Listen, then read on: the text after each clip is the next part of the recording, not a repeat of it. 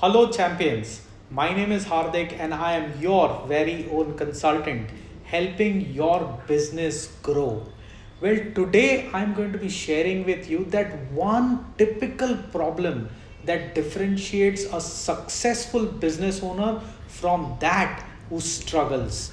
And this problem is actually the skill to identify the right problem and the skill and ability and the willingness to keep solving the right problems. I'm going to share what I really mean by a story. Keep watching.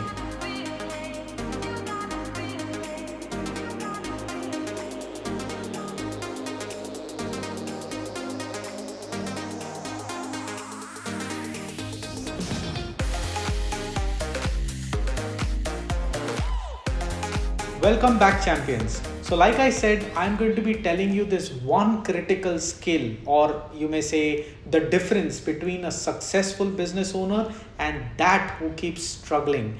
If this is one of the mistakes that you're doing, well, there's good news. You can fix this right away. And I promised you a story. So, here's the story. This is a Japanese story of a fisherman. Okay, these fishermen, I mean, in fact, the entire Japan loves having fresh fish. But you know what? Somehow the fish don't come near to the shore.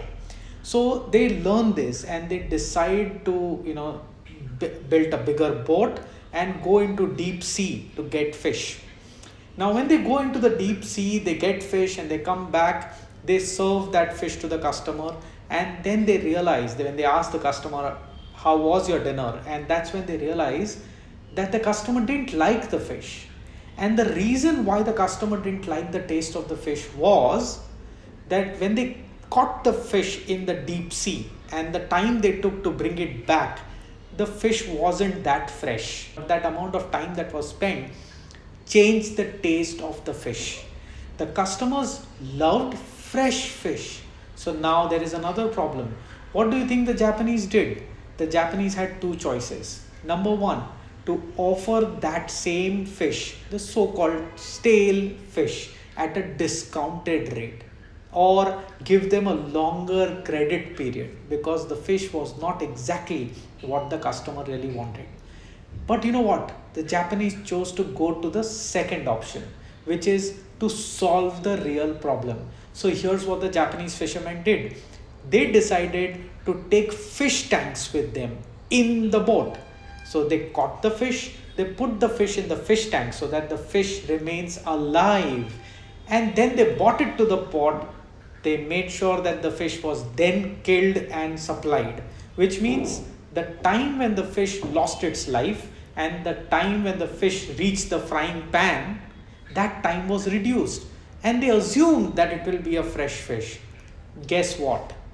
The taste was slightly better, but not exactly what the Japanese men really wanted. Again, the Japanese fishermen had two choices. Number one, to give credit periods and to give discounts because the fish wasn't exactly what the customer wanted. What do you think the Japanese did? Well, they're Japanese. They decided to improve further. So, what they did is they analyzed the problem and they realized, in spite of the time being less, why would the fish still taste like this? And they went to the fishing tank and they saw the behavior of the fish. What was happening is, the moment they put the fish in the fish tank, from the entire journey from the fish going into the fish tank to reaching the pot, the fish would not move. Why? Because the fish learned there is no point in moving. And when they did not move, it became lethargic, which is lazy. And a lazy fish that did not move wasn't very healthy. And an unhealthy fish, when consumed, did not taste like a fresh fish. So what did this guy had to do? These guys thought, and came up with a plan. And that was the option two again. Not giving credit periods, not giving discounts, solving the problem that the customer faces. So what did they do? When they caught the fish this time, they put the fish in the tank. Along with that, they also put a small shark in there. Now what did the shark do? The shark ran behind that fish. What did the fish do? The fish tried to save its life and kept swimming, which means the fish wasn't lethargic.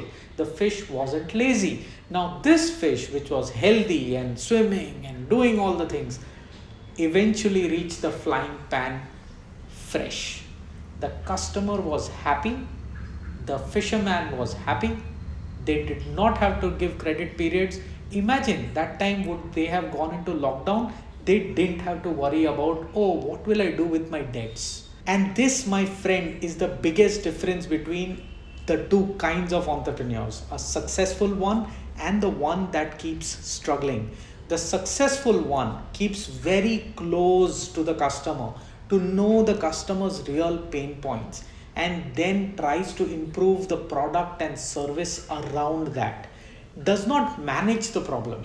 He actually identifies the right problem and solves that problem. He strives to solve that problem. And guess what? It's entrepreneurship and business is like a race. If you are somebody who's taking the time and effort to solve a real problem, you will be ahead of the others who are trying to manage the problem by giving discounts and credit period. And you only have to pass those guys who do nothing, because being first is relative. As long as you are better than them, you will be a winner. So I hope this video gives you a thought on how to go about doing your business. If you like this one, put a big fat thumbs up. If you've not subscribed to this channel, what are you doing? Some of the problems that your fish is facing, or your customers, you're facing with your fish, or your customers are facing, I have the answers to them and they will come to you in the form of a video. So go hit that subscribe button, beautiful bell around it, hit that as well.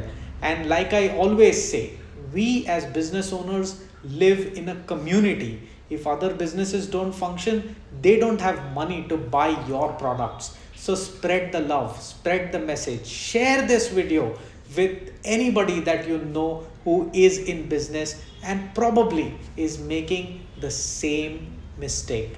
Until we meet next time, keep learning, keep implementing, keep solving the right problems and keep propelling.